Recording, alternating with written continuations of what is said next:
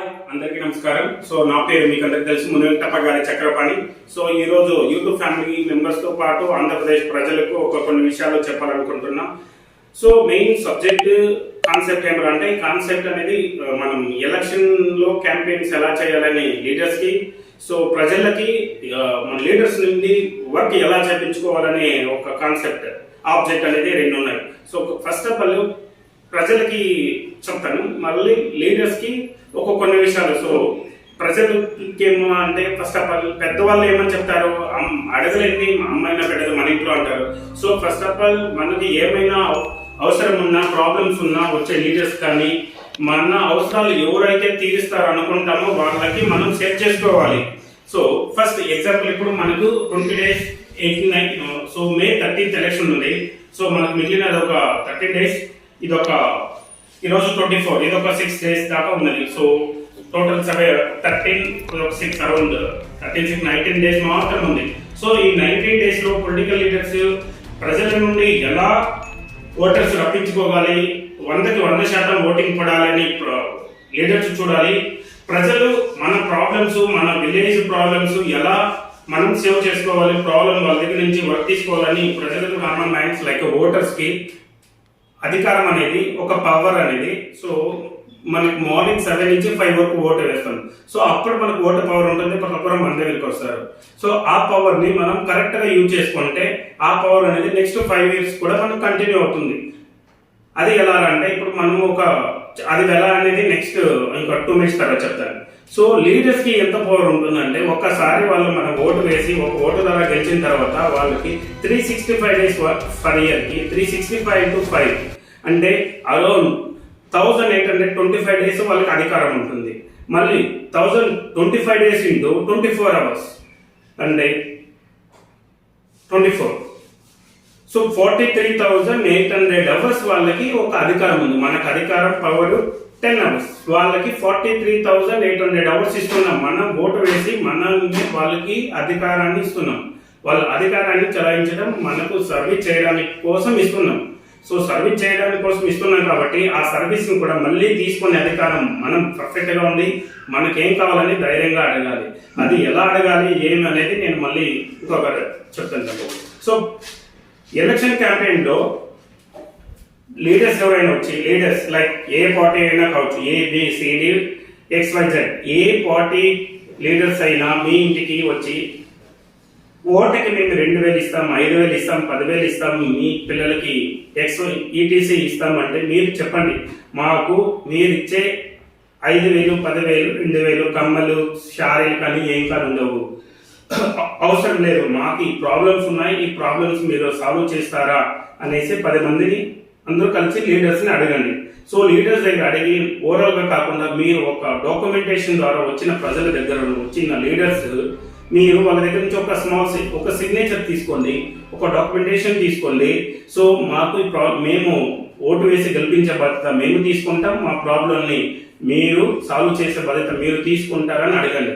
అంతేకాని మీరు మాట ఇచ్చేసి ఓటింగ్ వేయకూడదు. ఓటు ఇచ్చాక మీరు మళ్ళీ లీడర్స్ ఒక్కరోజు వచ్చి వెళ్ళిపోతే రిమైనింగ్ డేస్ లో మీరు క్యాంపెయిన్ చేసి మీ ఊరు బాగుపడాలన్నా, మీరు బాగుపడాలన్నా, ప్రజలు బాగుపడి భారతదేశం బాగుపడాలన్నా మళ్ళీ మీరు లీడర్స్ వచ్చి వెళ్ళిపోయిన తర్వాత క్యాంపెయిన్ చేసి మీ భుజాల పైన విన్నింగ్ అనేది తీసుకోవాలి. ఓకే లీడర్స్ అనేది వాళ్ళు ఓకే అంటారు. సో ప్రజలు మారితే, ఇలా చేసినప్పుడే ప్రజలు మారేటారని రాజకీయ నాయకులకి అనిపిస్తుంది. సో ఎప్పుడైతే రాజకీయ నాయకులు చేంజ్ అవుతారో అంటే,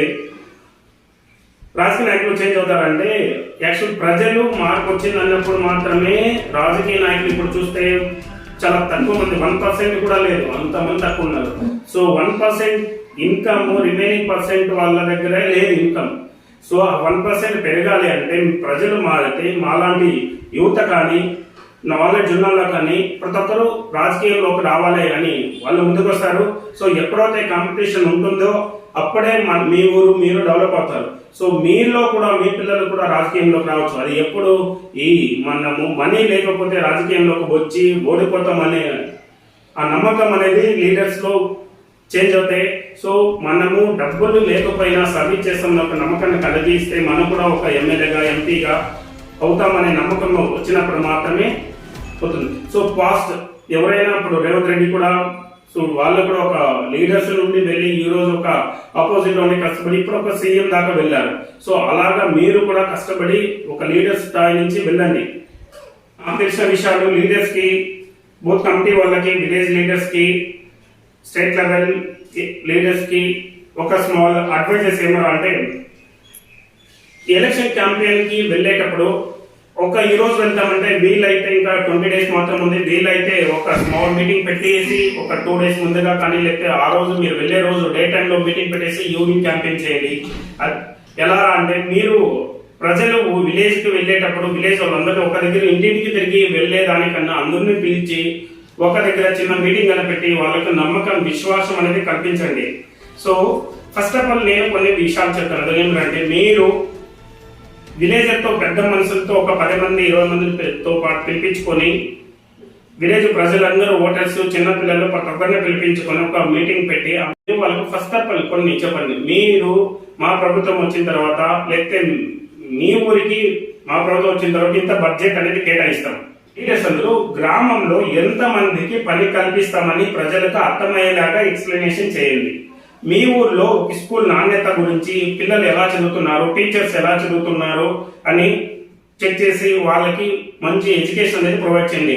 సో నేటి బాలలే రేపటి పౌరులు, వాళ్ళే మన ఇండియాకి, భారతదేశానికి వెన్నెముక. So first of all education preference ఇవ్వాలి. 2, ఎడ్యుకేషన్ అయితే త్రాగునీటి సమస్య, త్రాగునీటికి ఎంత డబ్బులు కేటాయిస్తాం అనేది చెప్పేసి వాళ్ళు కొంచెం బడ్జెట్ అనేది కేటాయించండి. అదే విధంగా నెక్స్ట్ ఎడ్యుకేషన్, వాటర్, నెక్స్ట్ ఏముంటుంది హెల్త్. ఆ హెల్త్ ఇష్యూస్ కోసం ప్రతి ఒక్క విలేజెస్ లో లేడీస్ అనేది 40 years కంతా క్యాన్సర్స్, బాయ్స్ అయితే అంకుల్ వీళ్ళు షుగర్ ఇలా ప్రాబ్లంతో చాలా బాధపడుతున్నారు. ఈ వకాకు వేయడం, గడ్డపడి వేయడం, వాళ్ళకి అలవాటు లేకపోవడం వల్ల, మళ్ళీ యూత్ వచ్చేసి పానీపూరీలు, పూరీలు తినడం వల్ల, ఈ టేస్టింగ్ సాల్ట్ వేసి తినడం వల్ల చాలా ప్రాబ్లమ్స్ వస్తున్నాయి. రీసెంట్ గా నేను ఒక విలేజ్ కు వెళ్తే మాకు తెలిసిన అబ్బాయికి 11 years 6th standard చదువుతున్నాడు. సో ఆ అబ్బాయికి ఇప్పుడు షుగర్ వచ్చేసి షుగర్ అటాక్ అయింది. అది 400 దాకా ఉంది. ఎందుకంటే స్వీట్స్, పానీపూరి, మసాలా తినడం వల్ల. మళ్ళీ మీరు హాస్పిటల్కి వెళ్ళి లక్షలు, వేలు ఖర్చు పెట్టినా ఒకసారి మేలు కావచ్చు, ఒకసారి ప్రాణాపాయానికి వస్తుంది. అప్పుడు దేవుడికి మొక్కడం ఇలా చేయడం కన్నా ప్రభుత్వం, సొసైటీ అనేది కరెక్ట్ గా పెట్టుకోవాలి. వాళ్ళు ఎవరైనా తప్పు చేస్తే ధైర్యంగా మీరు తప్పు చేశారు, ఇలా టెస్టింగ్ సాల్ట్ వేసి ఇలా చేయకండి, హోటల్స్ లో వెళ్ళినా చెప్పండి ఇలా టెస్టింగ్ సాల్ట్ వేయకుండా ఇంట్లో చేసి తినడానికి అలవాటు చేసుకోండి. లేడీస్ కూడా గడ్డ పొడి ఇలాంటివి వేసి వెల్త్ పాడు చేసుకోకండి. చాలా నా పర్సనల్ ఎక్స్పీరియన్స్, మా అమ్మ కూడా క్యాన్సర్ ద్వారా ఎక్స్పైర్ అయిపోయారు. సో ఇప్పుడు నాకు మా అమ్మ వాల్యూ ఇప్పుడు లేనందున చాలా పెయిన్ఫుల్ గా ఉంటుంది, చాలా కష్టం. సో తల్లిదండ్రులని బాగా చూసుకోవాలి మనం. సో వాళ్ళే మనకు ఆయుధాలు. సో హెల్త్ ని బాగా కేర్ చేసుకోవడానికి కోసం, హెల్త్ కోసం మీరు ఎంత పండిస్తారని ప్రజలకు చెప్పండి, ఎక్స్ప్లెనేషన్ చేయండి. సో అదే విధంగా మన విలేజెస్ లో చదువుకుంటున్న పిల్లలు విలేజ్ లో కాకుండా ఇంగ్లీష్ మీడియం కి ఇలా ఆడిపోతున్నారు. కొంతమంది పిల్లలు చదవచ్చు, కొంతమంది చదవకుండా ఈ మొబైల్స్ టెక్నాలజీ రావడంతో ప్రతి ఒక్క ఇంట్లోనూ మొబైల్స్ కోసం అడాప్ట్ అయ్యి పిల్లలు ఫోన్స్ అడాప్ట్ అయ్యి గేమ్స్ ఇలా ఆడుకుంటున్నారు. సో వాళ్ళ లైఫ్ స్పాయిల్ అయిపోతుంది గేమ్స్ అడాప్ట్ కావడం వల్ల, ఆడపిల్లలకు కానీ మగపిల్లలకు కానీ. సో చాలా మొబైల్స్ అనేది పాజిటివ్ గా యూజ్ చేసుకోవాలి. ఈ కాలంలో మనం నెగిటివ్ గా యూజ్ చేసుకుంటున్నాం. సో ఇది తప్పు. సో ఇది మారాలి అంటే ప్రభుత్వ నాయకులు యూనిట్ ప్రొవైడ్ చేసి, మనం ట్యూషన్ ప్రొవైడ్ చేశామంటే ఒకరికి ఒక 50 members ఒకరికి ట్యూషన్ పెట్టి వాళ్ళకి 5,000 10,000 మనం ఇచ్చామంటే వాళ్ళకి యూజ్ అవుతుంది, మన పిల్లలకి యూజ్ అవుతుంది. అందరూ ఒక్క దగ్గర కలుస్తారు. ఆ పిల్లలు కూడా స్నేహభావాలు, ఫ్రెండ్షిప్ అనేది పెరుగుతుంది. సో ఆ ట్యూషన్ చాలా ఫ్రెండ్లీ నేచర్ తో చెప్పించాలి. ట్యూషన్ తో పాటు గేమ్స్ కూడా కండక్ట్ చేసి వాళ్ళకి ఏ ప్రాబ్లం ఉన్నా సొల్యూషన్ చేయడానికి కొంత ఫండ్ అని పెట్టాలి. అప్పుడు పిల్లలు బాగా చదువుతారు, మన ఫ్యామిలీ బాగుంటుంది, వాళ్ళకి జాబ్ వచ్చాక వాళ్ళు సెటిల్ అవుతారు. సో అలా చేయకుండా మీరు ఇప్పుడిచ్చే 1000, 2000, 5000 ఆశపడారంటే అది ఒక్క రోజు ఎక్స్పెన్సెస్ మాత్రమే. మళ్ళీ మీరు లక్షలు హాస్పిటల్ కానీ జాబ్స్ కోసం కానీ మీరు బాధపడినట్ల పేరెంట్స్ బాధపడంగా వాళ్ళ పిల్లలు బాగుపడకూడదు. సో అందుకోసం మీరు నాయకుల దగ్గర నుండి కొంచెం ఫండ్ అనేది మీ విలేజ్ ఫండ్ తీసుకోండి. ఫస్ట్ ఆఫ్ ఆల్ మళ్ళీ ఒక విలేజ్ అంటే ఒక యూనిటీగా ప్రజలందరూ ఉండాలి. యూనిటీ అని అంటే నాయకులు కూడా బై ఛాన్స్ మాట తప్పితే విలేజెస్ మొత్తం వెళ్ళి అడిగారంటే 100% వాళ్ళు కూడా న్యాయం చేస్తారు. ఒకరిపోకుండా విలేజ్ మొత్తం వెళ్ళాలి. ఆ ప్రాబ్లం కూడా ఒకరికి వచ్చినప్పుడు అందరూ వెళ్ళాలి. వాళ్ళకు ప్రాబ్లం వచ్చిందిరా, నాకు ప్రాబ్లం రాలేదు అని ప్రజలు కూడా ఉండకూడదు. అలా ఉన్నారంటే రేపు ఈ రోజు పక్కింటికి వచ్చింది, రేపు మీకు వస్తుంది. సో దయచేసి మీరు అందరూ వెళ్ళి నాయకులను అడగండి. నాయకులు అంటే లీడర్స్ తో పాటు రెవెన్యూ అవసరం ఉంటాయి. రెవెన్యూ డిపార్ట్మెంట్ కానీ, పోలీస్ ప్రాబ్లమ్ వస్తే పోలీస్ డిపార్ట్మెంట్ కానీ, టీచర్స్ కానీ, హెల్త్ చెకప్ కానీ, హాస్పిటల్ ఇండస్ట్రీ కానీ, ఏం ప్రాబ్లం ఉన్నా అందరూ కలిసిగా వెళ్ళి అడిగారంటే మీకు పని 100% యూనిటీగా ఉంటే పని చేసే ముందు మీరు ఒక 100-200 మంది వెళ్తుంటారు. సో క్యాంపెయిన్ చేయడానికి పాంప్లెట్స్ కానీ క్యాన్వాస్ చేయడానికి వెళ్ళేటప్పుడు మీరు ఒక 3 గ్రూపులుగా క్రియేట్ కండి. ఒక గ్రూపు విలేజ్ లో పైన నుండి రండి, ఇంకొక గ్రూప్ కింద నుండి రావండి, ఇంకొక గ్రూప్ విలేజెస్ లో అవుట్ సైడ్ ఫ్యామిలీస్ కానీ ఇంట్లో కానీ కట్టుకుంటారు. సో వాళ్ళ దగ్గరికి కూడా వెళ్ళేసి రిక్వెస్ట్ చేయండి, మేము ఇలా చేస్తాం, మా ప్రభుత్వానికి ఓటు వేయండి, ధైర్యంగా అడగండి.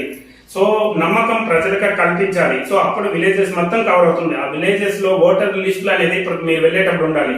So first of all note, election campaign కి వెళ్ళే ప్రజలు ఏమైనా ప్రాబ్లం చెప్తే ఒక చిన్న నోట్బుక్ తీసుకొని వాళ్ళ ఇంటి నంబర్స్ కానీ, వాళ్ళ ఇంటి పెద్దవాళ్ళ పేరు కానీ మీరు రాసుకొని ఒక ఇంటి దగ్గర 2 నిమిషాల నుండి 3 నిమిషాలు కేటాయించి మెయిన్ ప్రాబ్లమ్స్ వాళ్ళు ఏమైనా చెప్తే ఒక నోట్ చేసుకోండి.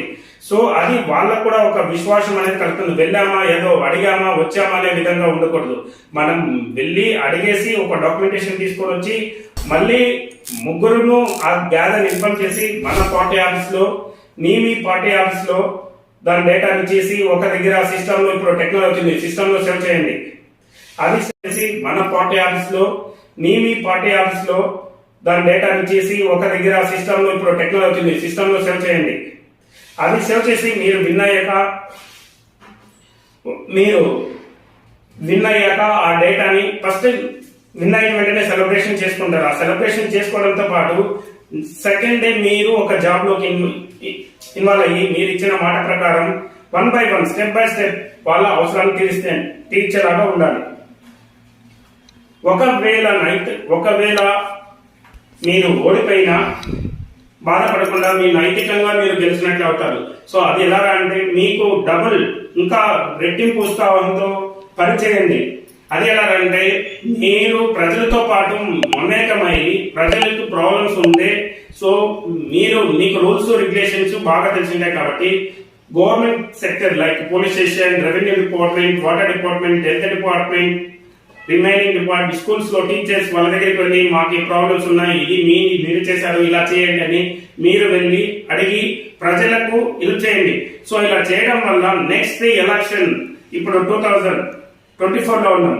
సో 2024 అయితే 2029 లో మనకు మళ్ళీ ఎలక్షన్స్ వస్తాయి. ఆ ఎలక్షన్స్ లో అప్పుడు మనం ఓటు వేయడానికి మళ్ళీ ఖచ్చితంగా వెళ్తాం. అప్పుడు వెళ్ళేటప్పుడు ప్రజలే వాళ్ళు ఏమైనా తప్పు చేసి ఉంటే సిగ్గుతో, సో మేము తప్పు చేశామనే భావన వాళ్ళకి కలిగి మన ఓటు అడగకపోయినా మనతో పాటు వచ్చి ఓటు వేసి నెక్స్ట్ ఇయర్ అయినా, నెక్స్ట్ ఛాన్స్ అయినా 100% మనకు వస్తుంది. సో భయపడకుండా చేయండి.